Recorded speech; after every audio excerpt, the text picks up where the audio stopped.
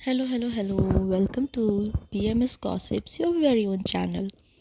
तो आज हम एक बहुत ही खतरनाक सब्जेक्ट बोल सकते हैं डिस्कस करने वाले हैं, दैट इज़ अवर अगत तंत्र। ओके, सो ये सीरीज़ ही मैंने इसलिए स्टार्ट की है। In this series we are gonna, सबसे पहले तो मैं आपको स्ट्रक्चर बता देती हूँ अपने पेपर का। इन द अगत तंत्र there is no concept of paper one and paper two, there is just a paper one. तो जो भी आपको झंडे उखाड़ने हैं इसी में उखाड़ लेना, वरना फेल हो जाओगी। ठीक है। अब जैसा कि हम जानते हैं पेपर वन और पेपर टू का कॉन्सेप्ट इसमें नहीं है। This paper comprise of 100 marks. Okay, this 100 marks is further categorised into 80 + 20, जिसमें 20 मार्क्स आपके एमसीक्यू के हैं। तो 20% वेटेज को हम यहाँ कवर करने वाले हैं। We are gonna discuss 20 most expected MCQ for exam from each and every chapter. तो अभी हम किससे ले रहे हैं? चैप्टर वन से ले रहे हैं। अब ये मत बोलना मुझे नहीं पता कितने चैप्टर हैं। There are total your 26 chapters. तो हर चैप्टर के हम मोस्ट इम्पॉर्टेंट MCQ जो हैं वो इस सीरीज़ में डिस्कस करने वाले हैं। तो स्टार्ट करते हैं अपने पहले चैप्टर से, that is our first chapter. अब आधे बच्चों को आई एम डैम श्योर आधे बच्चों को यही नहीं पता होगा कि भाई पहला चैप्टर का हेडिंग का नाम क्या है, मतलब what is the name of first chapter. खुद से ही पूछ लो, याद नहीं आ रहा। तो पहले चैप्टर का नाम है कॉन्सेप्ट्स ऑफ अगत तंत्र। ओके यार, मोस्ट ऑफ द टाइम ना, मतलब क्या था, पिछली बार जब हमारा वाइवा हुआ था तो उन्होंने यही पूछ लिया था पहले चैप्टर का नाम बताओ। तो बेइज्जती करा के मत आना। पहले चैप्टर का नाम है कॉन्सेप्ट ऑफ अगत तंत्र। तो 26 चैप्टर के हम मोस्ट अवेटेड जो 20 MCQ आने वाले हैं वो इस सीरीज़ में डिस्कस करेंगे। तो चालू करते हैं अपने पहले चैप्टर से। ओके, विच आचार्य address the Bhagat Tantra with the principle of विष गर वैरोधिक प्रशमन। विष मतलब होता है पॉइजन, गर मतलब होता है आर्टिफिशियल पॉइजन, वैरोधिक मतलब होता है किसी चीज़ का विरोध करना। जैसे तुम बोल रहे हो मैं पापा मैं पिकनिक में जाऊंगा, पापा बोल रहे नहीं नहीं नहीं नहीं जाएगा, तो वो विरोध करना। प्रशमन मतलब होता है मैनेजमेंट। तो ये रटने वाला ही MCQ है। इसका आंसर है तुम्हारा बागभट्ट। बागभट्ट ने कॉन्सेप्ट दिया था विष गर वैरोधिक प्रशमन।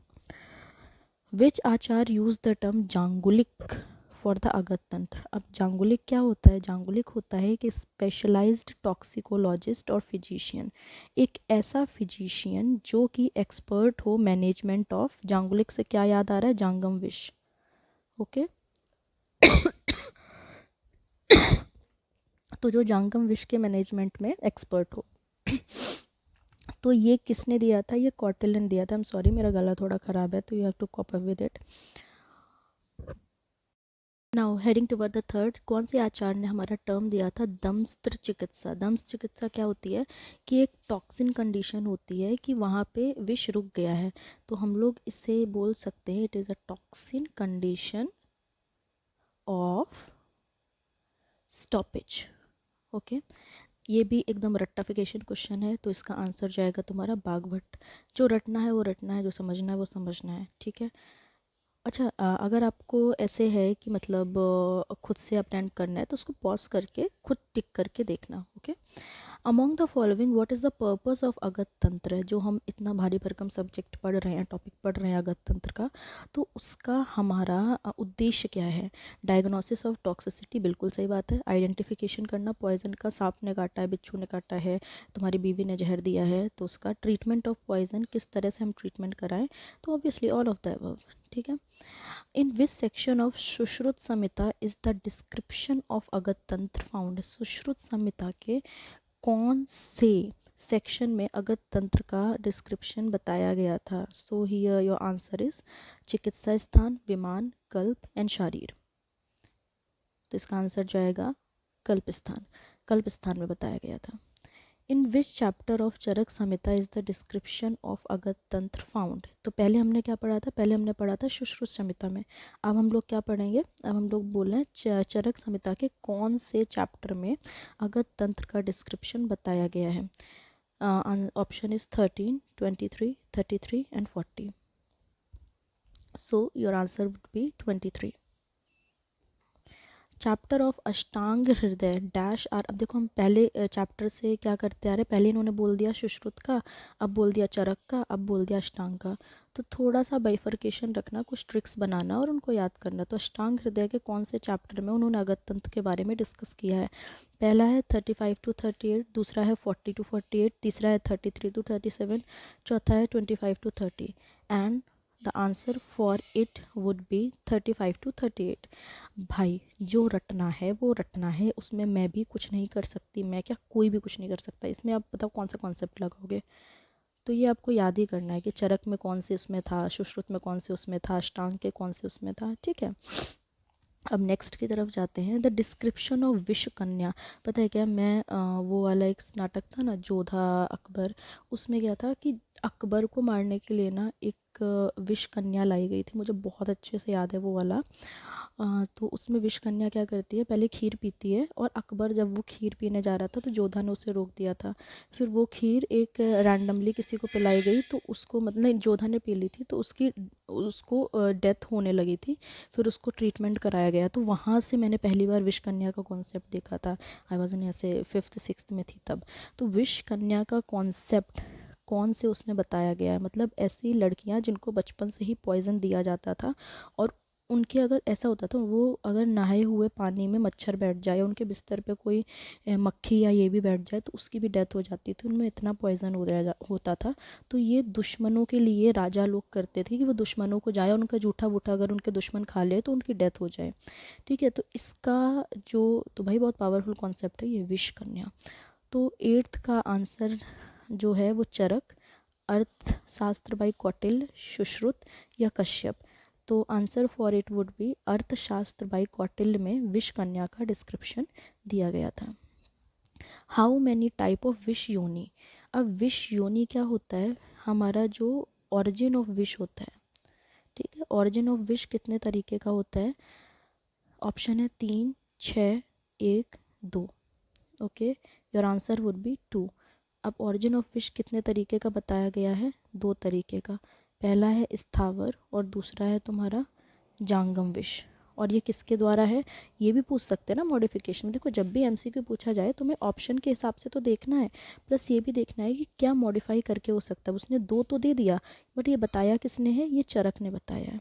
ओके, अब नेक्स्ट हम बताते हैं, according to Charak what happens to the body after consuming स्थावर पॉइजन।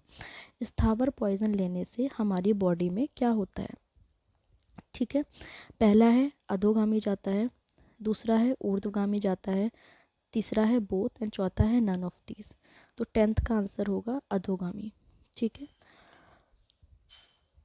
तो सिंपल सी बात है, एक विष अधोगामी जाता है, एक विष ऊर्ध्वगामी जाता है। तो according to Charak what happens जब कि हम जांगम पॉइजन कंज्यूम करते हैं, अधोगामी जाता है, ऊर्ध्वगामी जाता है, बोथ ऑफ दिस जाता है, नन ऑफ दिस। ये वाले ऑप्शन एलिमिनेट हो जाएंगे, ठीक है। अब उन्होंने पूछा है जांगम विष। जांगम विष क्या होता है, जो विष हमें एनिमल्स के द्वारा मिलता है वो जांगम विष होता है। तो आंसर विल बी ऊर्ध्वगामी, ठीक है। तो स्थावर विष का क्या था, स्थावर विष का था अधोगामी। अधोगामी मतलब तुमने कोई भी पॉइजन पिया है तो वो बॉडी में नीचे की तरफ जाता है। अब जांगम विष क्या होता है, इसमें क्या जाता है ऊर्ध्वगामी, मतलब विष जो है वो ऊपर की तरफ जाता है। Which element does poison first contaminate upon entering the body.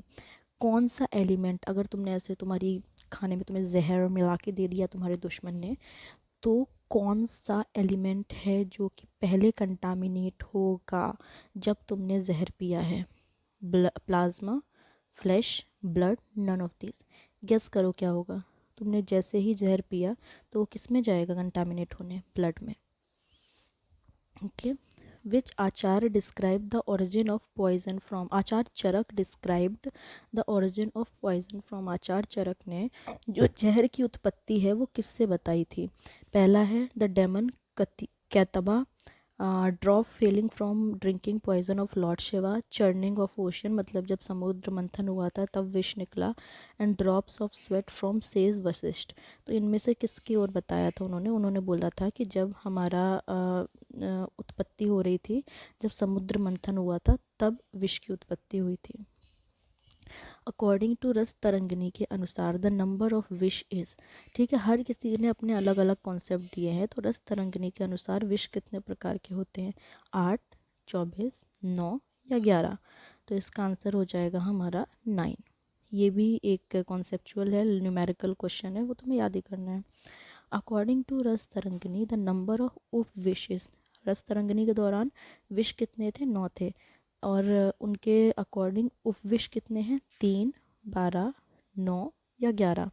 तो आंसर हो जाएगा तुम्हारा 11। स्थावर विष के अधिष्ठान कितने हैं? तो हमें पता है जो विष की उत्पत्ति है वो दो तरह से होती है, एक होता है स्थावर और एक होता है जांगम। जांगम मतलब क्या होता है? वो विष जो हमें एनिमल से मिलता है, और स्थावर क्या होता है? वो विष जो हमें प्लांट से मिलता है। अब जो स्थावर विष के अधिष्ठान हैं वो कितने बताए गए हैं? ऑप्शन इज 10, 12, 16 या 18। तो 16 ये हमारे जो ऑप्शंस हैं इनके अकॉर्डिंग हमारा आंसर जाएगा A, 10। In which part of gunja that is Indian liquorice plant is poison found? इनमें से कौन से पार्ट में जहर पाया जाता है? So the options are root, leaf, flower or all of the above. Then the answer would be क्या जाएगा? खुद सोचो भाई, गुंजा के कौन से पार्ट में जहर पाया जाता है? आंसर जाएगा इसका root. In which part of arka calotropis, अर्क को क्या बोलते हैं इंग्लिश में? Calotropis and snuhi that is euphorbia is poison found? तो देखो जो प्लांट होते हैं कुछ कुछ ऐसा थोड़ी ना होता पूरा प्लांट उखाड़ के लाएंगे और उसे खिला देंगे, नहीं, ऐसा नहीं होता। किसी प्लांट के तने में जहर होता है, किसी के रूट में जहर होता है, किसी के पत्तियों में होता है, किसी के फूल में होता है, सीड में होता है। तो हर प्लांट का जो अलग अलग साइट है फॉर द पॉइजन वो अलग अलग होता है, वो हमें लर्न करना पड़ेगा। तो जैसे हमने पिछले में देखा था, क्या गुंजा के किस में होता है? रूट में होता है। तो इसमें अर्क यानी कैलोट्रोपिस के किस में होगा? बल्ब में होगा कि लेटेक्स में होगा कि लीफ में होगा कि नन ऑफ दीज? ठीक है, तो आंसर जाएगा, सोचो सोचो, latex. Now heading toward the next question हमारा है, इन विच पार्ट ऑफ वत्सनाभ? वत्सनाभ क्या होता है यार? ये ना बहुत इम्पॉर्टेंट प्लांट है, ये आप द्रव्य गुण में बहुत बार पढ़ोगे। इस पॉइजन फाउंड, अब देखो हम प्लांट का ही पढ़ रहे हैं कि फलाना के रूट में पाया जाता है, ठिकाना के लीफ में पाया जाता है, उसके फूल में पाया जाता है। तो ये तुम्हें याद करना है, इसकी ट्रिक बना लो या दिमाग में एक बार देख लो, प्लांट का ना फ़ोटो देख लेना गूगल से, और तुम उसका वो देख लेना कि एक बार माइंड मैप कर लेना कि इसके रूट में इसके लीफ में, तो उससे आपको हेल्प मिल जाएगी। ठीक है, तो वत्सनाभ के कौन से पार्ट में जहर पाया जाता है? तो 19 का आंसर लेटेक्स होगा कि रूट होगा कि फ्रूट होगा कि बल्ब होगा? ओ माय गॉड, फ्रूट का स्पेलिंग थोड़ा सा गलत हो गया, माय अपॉलॉजी। ठीक है, एंड बल्ब, तो आंसर क्या जाएगा? बल्ब। द नंबर ऑफ फल विश इज़, ये भी आपका रटने वाला क्वेश्चन है, 10, 12, 21 और 13। So the answer for it would B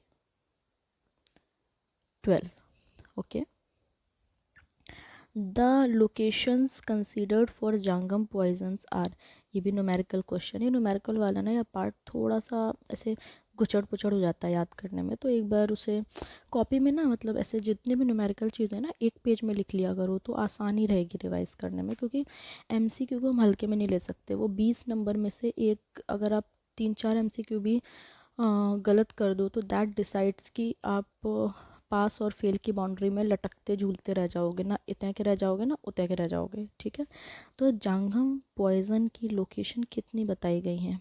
सोचो, तो 11, 16, 20 and 18। So the answer for it would be B, 16।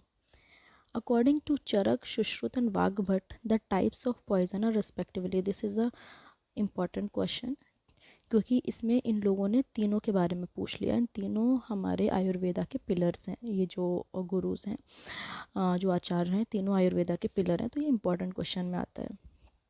तो option number 1, option number 2, option number 3 and option number 4।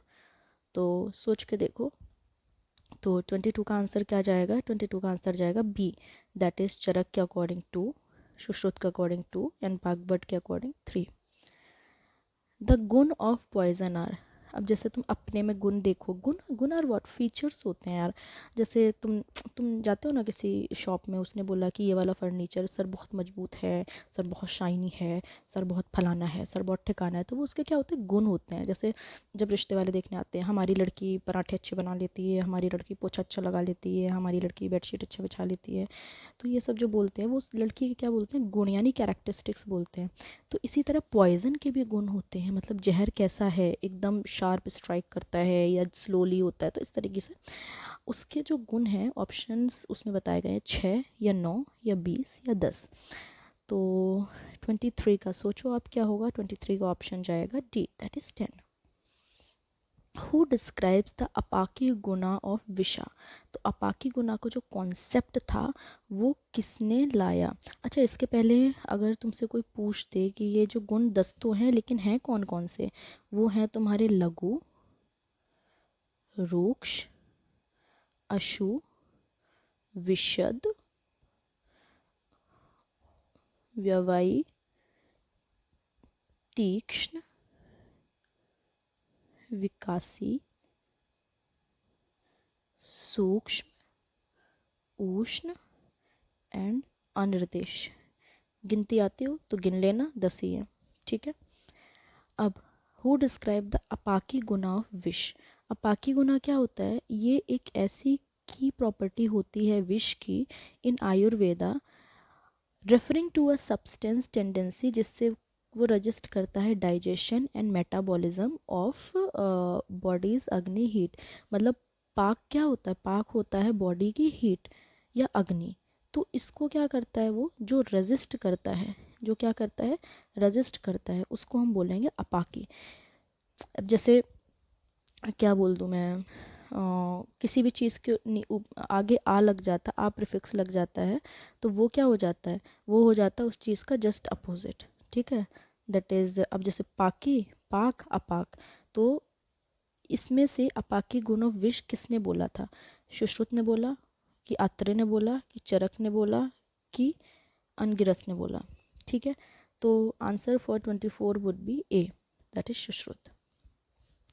The joints become loose due to which quality of wish by drying of the ओज धातु, जो ओज धातु है उसको dry करके जो जॉइंट्स होते हैं हमारे, जॉइंट्स का क्या कर देता है, लूजनिंग कर देता है।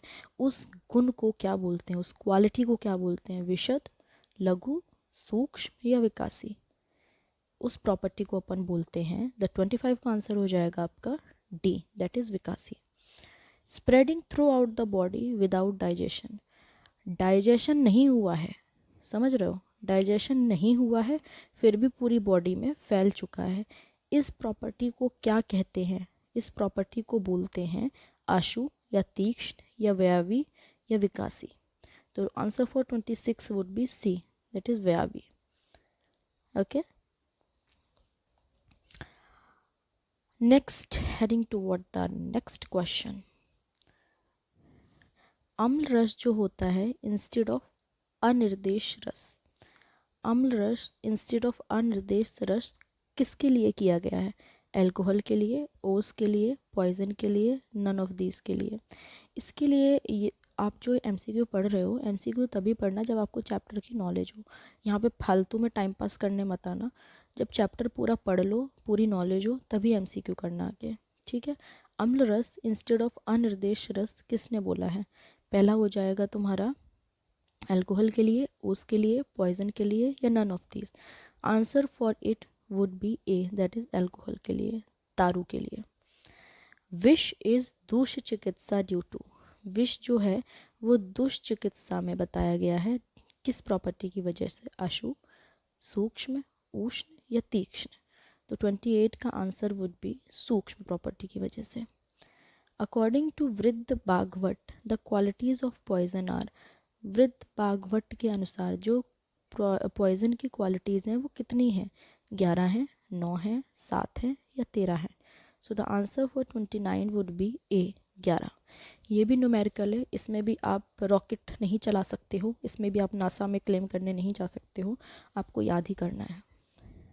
अकॉर्डिंग टू शारंगधर, यार कितने न्यूमेरिकल वाले हैं इसमें ना।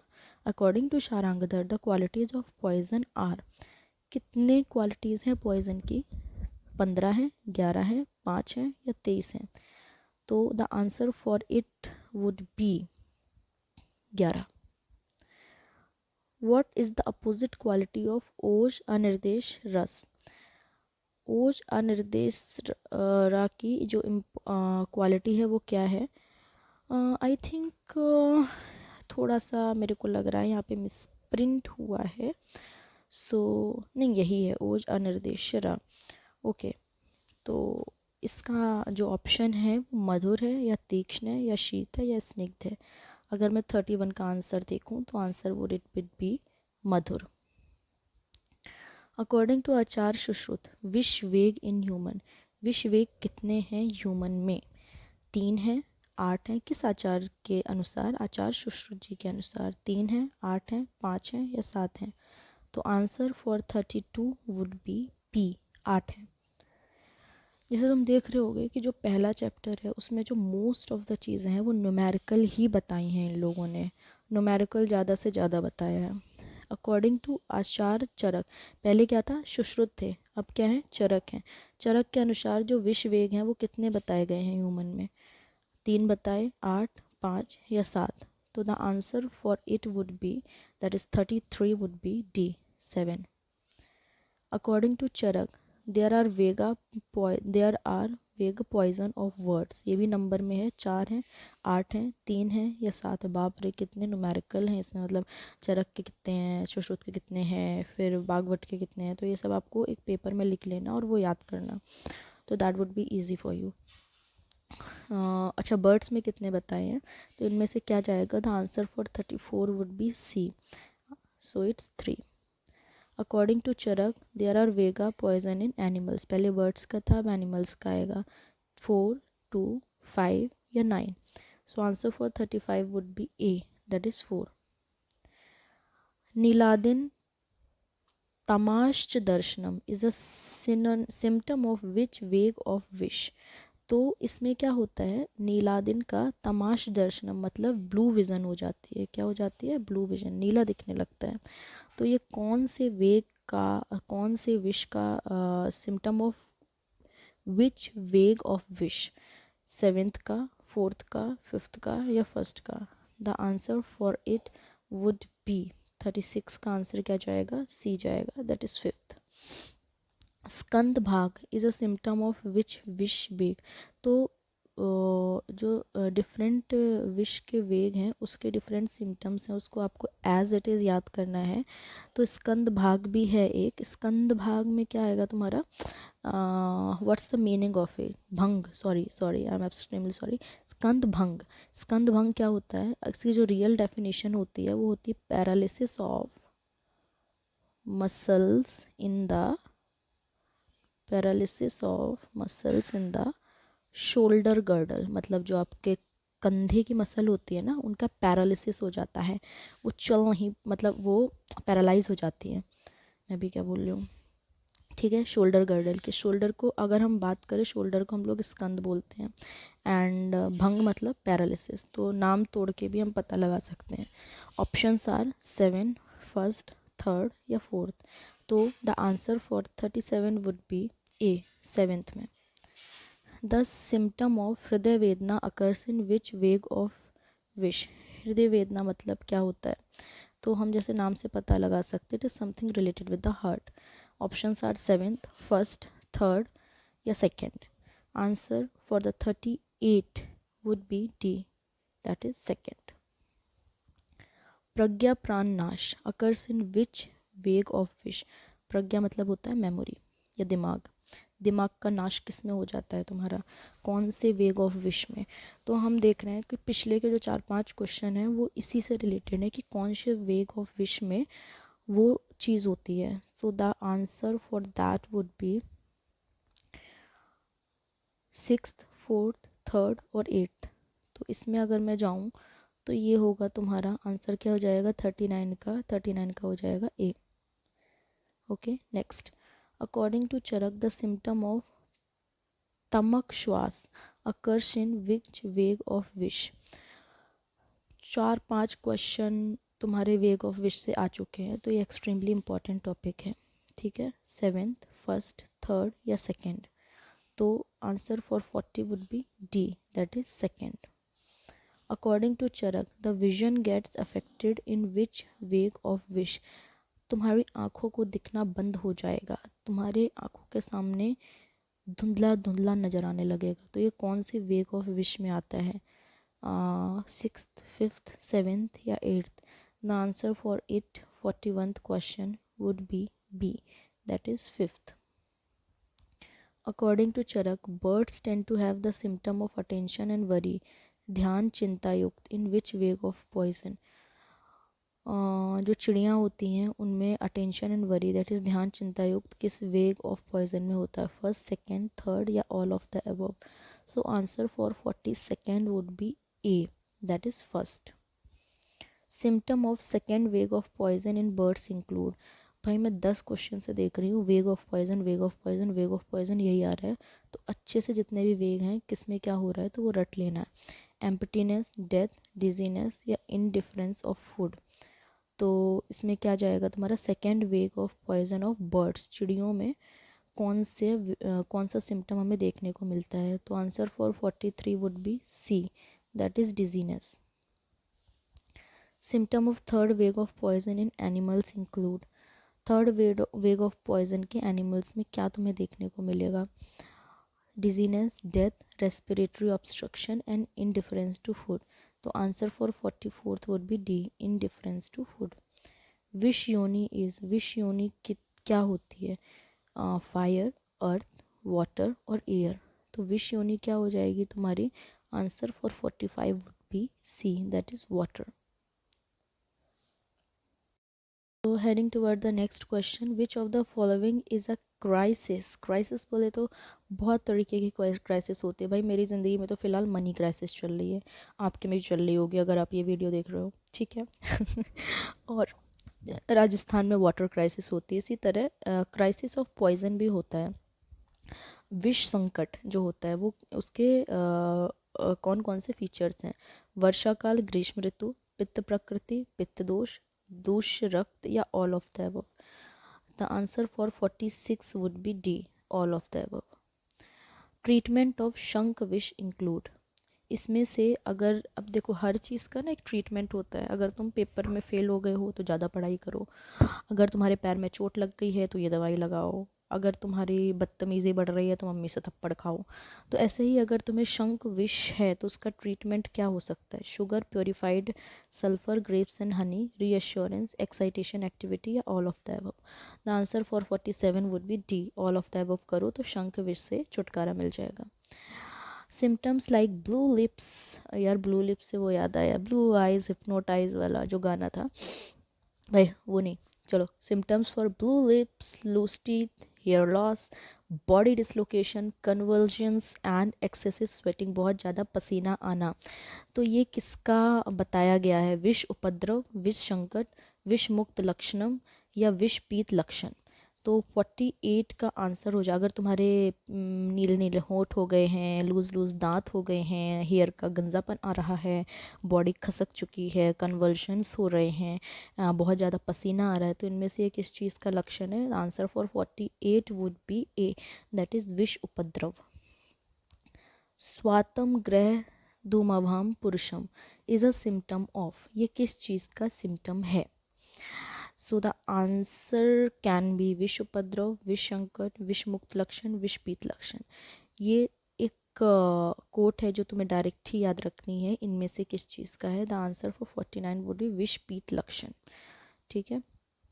According to Bhagavad, how many complication poisons are there? 24, 12, 16 या 32? So the answer for 50 would be C, 16. बाघभट्ट के अनुसार कितने complication poison है? So answer would be your 16. Now next question, symptoms like conversion, delirium and fainting. मेरी typing ख़राब हो गई है, I am extremely sorry. Belong to विश टाइप ऑफ स्थावर विश, ठीक है। धातु विष, मूल विष, पुष्प विष या फल विष? तो 51 का answer would be B, that is मूल विष। द ट्रीटमेंट ऑफ काकपाद on head is for which वेग ऑफ पॉइजन। फिर से आ गया वेग, अभी तो गया था 10-15 क्वेश्चन पहले। द ट्रीटमेंट ऑफ काकपाद on head is for which वेग of poison. So the answer for 52 would be 7th, 5th, 1st या 4th। Answer would be A, that is 7th। Which of the following are not विषपीत symptoms. विषपीत के symptom नहीं हैं, लगा के मत चले आना जो हैं। Stool with black colour due to swallowing of dust, vomiting, hot tears तुम्हारे आंसू बहते हुए, या नन ऑफ दीज। तो ये नॉमिनीज हैं तुम्हारे। And now the answer for the 53 would be none of the above. ठीक है, इनमें से कोई भी ऐसा नहीं है जो नहीं है विषपीत का सिम्टम, सारे हैं, सारे हैं विषपीत के सिम्टम। उसने पूछा था नहीं है। ठीक है। द वीर ऑफ विश इज एसोसिएटेड विद। वीर ऑफ विश किस चीज़ से एसोसिएटेड है। And the nominees are water, air, fire या अर्थ। तो answer for 54 would be C, fire. The treatment of the fourth वेग ऑफ पॉइजन इन्वॉल्व स्नेह मिश्रित अगध, अंजन, नस या ऑल ऑफ दीज। फोर्थ वेग ऑफ पॉइजन में कौन सा ट्रीटमेंट अपन को देना पड़ेगा। तो the answer for 55 would be, guess स्नेह मिश्रित अगध। Which is the fastest way as the route of administration of poison. अगर कोई लड़की जा रही है या कोई लड़का जा रहा है, उसे तुम्हें किडनैप करना है, तो तुम उसे इनहलेशन दोगे या इंट्रावीनस दोगे। अच्छा, दोनों ऑप्शन ही इन लोगों ने सेम टिप दिए। ओ माय गॉड, चलो कोई नहीं, थर्ड भी मान लो, इंट्रावीनस दोगे या इंट्रामस्कुलर दोगे। क्या चीज़ करोगे जो तुम किसी को किडनैप कर सको। तो बेसिकली हम इस MCQ में किडनैपर बनने की कोशिश कर रहे हैं। चलो बताओ जल्दी से। सो द आंसर वुड बी, अगर तुम्हें किसी को ऐसे पॉइजन देना हो तो कौन सा तरीका सबसे बढ़िया तरीका रहेगा। 56 का आंसर जाएगा ए, इनहेलेशन। वो जो स्वास्तिक वाला पंप होता है ना, फुसफुस का जो अस्थमा, वो इनहेलेशन वाला तरीका है। तो वो तरीका करो, बहुत जल्दी पॉइजन फैलेगा। यार एक सीरीज़ भी मैं देख रही थी, उसमें पता है क्या करता है वो, उसके अस्थमा के जो ऐसे ऐसे बॉक्स टाइप का होता है ना, ऐसे मुंह में वो लोग उससे वो करते हैं। इसमें क्या करता है वो पॉइजन मिला देता है, वो बेचारा मर जाता है वहाँ पे। तो वो इस MCQ से डेडिकेटेड है। So heading toward the next question.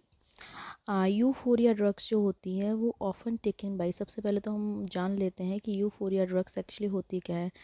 Drugs जो यूफोरिया प्रोड्यूस करती हैं, दैट इंड्यूस, वो क्या होती है कि तुमको बहुत अच्छा प्लेजर महसूस होगा, वेल बीइंग महसूस होगा। वेल बीइंग मतलब बहुत अच्छा लगेगा तुम्हें, और क्या होगी, और क्या होगा, तुम्हें एक्साइटमेंट महसूस होगी, मतलब किसी भी काम को करने में। ठीक है।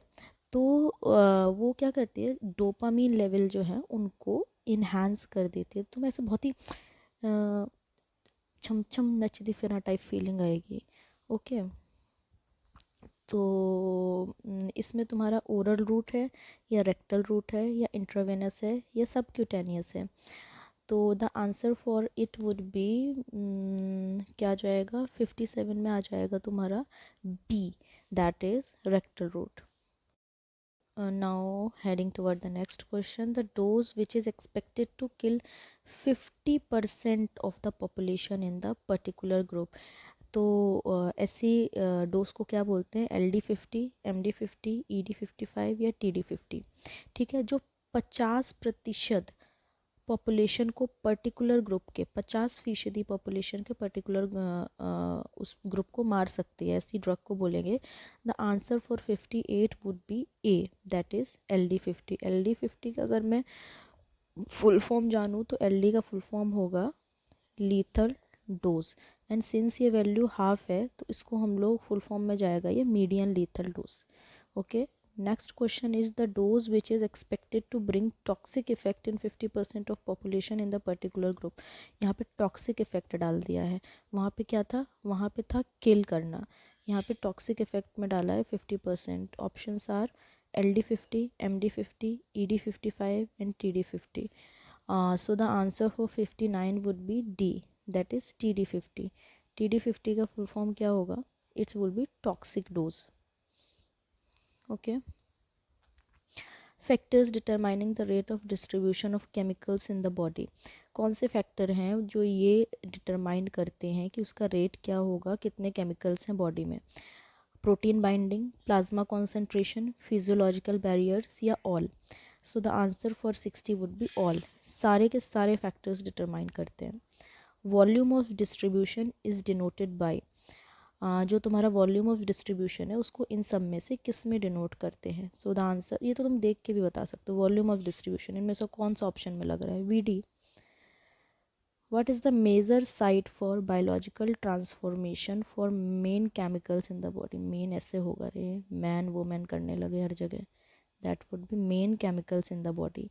Major site for bio transformation, option first is lungs, second is kidney, third is liver and fourth is all.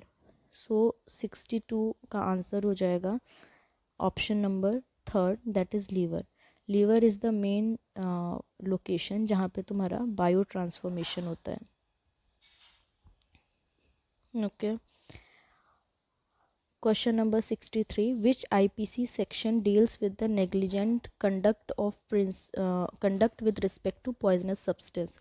ऐसे बोलते हैं ना कि तुम ये कर दो ये वाली धारा लगा देंगे, ये कर दो ये वाली धारा लगा देंगे, तो कौन सी धारा लगेगी अगर तुम पॉइजनस सब्सटेंस से डील करते हो? This question is actually important.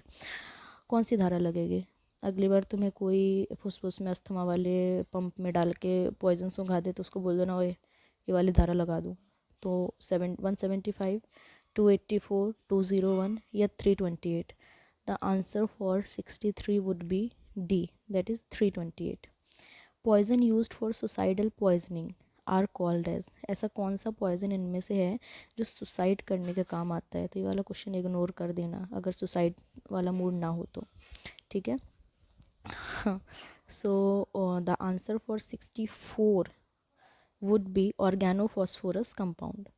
स्टूपिफाइंग poison are, जैसे तुम कभी देखते होगे ना कि इसने ये सूंघा के ये लूट लिया, उसको ये खिला के ये लूट लिया, ट्रेन में ये मत खाना वरना चोरी हो जाएगी, तो दैट कैन बी अल्कोहल, धतूरा, कैनाबिस सटाइवा। तो स्टूपिफाइंग पॉइजन की डेफिनेशन क्या होती है? ऐसे सब्सटेंस या ऐसे ड्रग्स या ऐसे केमिकल जो कि एक स्टोपर स्टेट या मतलब एक डिजीनेस वाली कंडीशन ले आए, मतलब तुम्हें नशा सा चढ़ जाए उसका, यू फील वेरी अनकॉन्शियस, मतलब तुम्हें कॉन्शियसनेस ना रहे, तो उस कंडीशन में कोई तुम्हें लूट सकता है तुम्हारे सामान को, ठीक है। तो वो इनमें से कौन सा होगा? तो दैट आंसर वुड बी 65 का आंसर जाएगा एल्कोहल, धतूरा, कैनाबिस सटाइवा या all. Answer would be all. कोई दारू पिला के भी लूट सकता है, धतूरा खिला के भी लूट सकता है, कैनाबिस इंडिका खिला के भी लूट सकता है। तो मेन चीज़ जो तुम्हें याद रखनी है कि स्टूपिफाइंग पॉइजन की डेफिनेशन क्या है, ठीक है। ऐसे पॉइजन जिनको खाने से हमें एकदम हर चीज़ ऐसे अनकॉन्शियसनेस वाली स्टेट आ जाती है, that is called as stupefying poison. They act by extracting water from the tissues and coagulate cellular protein and convert the hemoglobin into hematine। इनमें से कौन से होते हैं? ये टाइप ऑफ पॉइजन में आते हैं, इरिटेंट, एस्फिक्सिएंट, कोरोसिव या cardiac. Oh my gosh, corrosive की स्पेलिंग गलत है, वो देख लेना अपने हिसाब से। तो answer for 66 would be C, that is corrosive. Poison cause pain in abdomen, vomiting and purging, मतलब इनमें से कौन सा पॉइजन खाने से तुम्हें वॉमिटिंग का फील आएगा, पेट में दर्द होने लगेगा, ये सारे सिम्टम्स आएंगे? इरिटेंट, एस्फिक्सिएंट, कोरोसिव या cardiac? Answer for it would be A. According to Sharangdhar विश गुण आर डैश इन नंबर, फिर से आ गया न्यूमेरिकल वाला, इतनी देर से नहीं आया था, सुधरेगा नहीं है। विश गुण के कितने नंबर होते हैं शारंगधर के अनुसार? तो options are 8, 10, 7, 9। Answer for it would be 68 का क्या जाएगा? A, that is 8। दाह उपक्रम इज़ इंडिकेटेड फॉर डैश विश, दाह उपक्रम इनमें से कौन से उसमें इंडिकेट किया गया है? त्वकत, मम्सगत, तत्वाक, मम्सगत एंड रक्तगत। So the answer for 69 would be C. So heading toward the next answer, according to Shushruत, अवपीड़ चिकित्सा is given in which वेग of स्थावर विष? थर्ड, सेवेंथ, फिफ्थ या फोर्थ? सुश्रुत के अनुसार जो अब पीठ चिकित्सा थी वो कौन से वेग ऑफ स्थावर विष में दी गई है। अब तक अगर तुम्हें ये नहीं पता चला है स्थावर और जंगम विष में क्या डिफरेंस होता है तो ये स्लाइड बंद कर सकते हो, जो नो यूज़। जंगम विष में पहले भी बता चुकी हूँ, जानवरों से मिलता है, स्थावर विष हमें प्लांट से मिलता है, ठीक है। So the answer for 70 would be B, that is 7th. According to Gangadhar Tika, the स्थावर विष गति is, गति क्या हो सकती है, ऊर्ध्वगामी हो सकती है यानी ऊपर की तरफ, अधोगामी हो सकती है नीचे की तरफ, एंड त्रियकगामी मतलब साइड में। ये क्या है ऊर्ध, ये क्या है अधो, ये है तिर्यक। तो तिर्यक सर्वाग मतलब सारी तरफ, ऑन ऑल डायरेक्शन, सर्वाग ऊर्ध अधो। तो answer for 71 would be D, that is अधोगामी यानी नीचे की तरफ। Poisonous secretion of an animal is venom, toxin, both और नन ऑफ बोथ। वाह, नन ऑफ दीज होगा, आई एम सॉरी। सो 72 का क्या होगा, एनिमल का जो पॉइजन सब्सटेंस होता है उसको अपन क्या बोलते हैं। Answer for 72 would be A, that is venom बोलते हैं। All the venoms are not poisonous, सारे वेनम्स पॉइजनस नहीं होते हैं क्या, ठीक है। तो 73 का आंसर क्या हो जाएगा तुम्हारा, 73 का आंसर होगा आपका ट्रू। सारे वेनम्स तुम्हारे पॉइजनस नहीं हो सकते हैं, ये मतलब कुछ कुछ वेनम्स ना मतलब सर्जरीज़ में भी यूज़ होते हैं, फलाना ठिकाना की जो भी सर्जरीज़ होती हैं तो उनमें केमिकल्स की तरह उन्हें यूज़ करते हैं। जैसे कि क्या, अगर तुम बोलोगे कि मैम पॉइजनस नहीं है तो किस काम में यूज़ हो रहे हैं, तो वो यूज़ होते हैं तुम्हारे कौन से, कैंसर के ट्रीटमेंट में यूज़ होते हैं, ओके। बाकी कौन सी चीज़ में यूज़ होते हैं, पेन किलर में यूज़ होते हैं, और किस में यूज़ होते हैं, हार्ट डिजीज़ में यूज़ होते हैं। तो ये तो उसके फ़ायदे हो गए, ये क्या हो गए फ़ायदे, और नुकसान क्या है, मारने के काम आते हैं। तो सारे वेनम पॉइजनस नहीं होते हैं, जिस हिसाब से सारे इंसान अच्छे नहीं होते हैं, सारे इंसान बुरे नहीं होते हैं, तो सारे वेनम पॉइजनस नहीं होते हैं। Source of exposure of venom, enter करती है स्किन में, swallowing, inhaling, absorption through the skin, form with the living cell of micro organism, enter करती है बॉडी में specialize glands, spine, teeth, sting या पियर्सिंग डिवाइसेस के दौरान, या ऑल ऑफ द अबव। तो आंसर फॉर 74 वुड बी, कैसे करता है इनमें से बताओ, वेनम कैसे करता है सोर्स ऑफ एक्सपोजर, अगर वो जानवर के द्वारा प्रोड्यूस हो रही है तो वो तुम्हारी बॉडी में कैसे जा सकता है, सी जाएगा, टीथ से, स्टिंग से, पियर्सिंग डिवाइसेस से या स्पाइन से, ऑल ऑफ द वो मत लगा देना। Source of exposure of venom, I think ये क्वेश्चन रिपीट कर दिया क्या, हाँ फिर से सी। तो दैट्स ऑल फॉर हमारी slide, there are total 75 questions, तो इनमें से ही तुम्हारे MCQ बनेंगे। नेक्स्ट जो हमारे बाकी के 25 चैप्टर्स बचे हैं, 26 थे, एक पढ़ा दिया, जितने 25 बचे हैं बाकी के MCQ भी आएंगे, so that you can confirm your 20 marks with it. So thank you for watching study gossips. बाकी के 20 मार्क्स कंफर्म करने के लिए stay tuned, and for more chapters video, जो भी इंपॉर्टेंट टॉपिक्स हैं you will get on this topic, get on this channel. तब तक के लिए सब्सक्राइब, लाइक ज़रूर कर दें, and keep following us. Bye bye.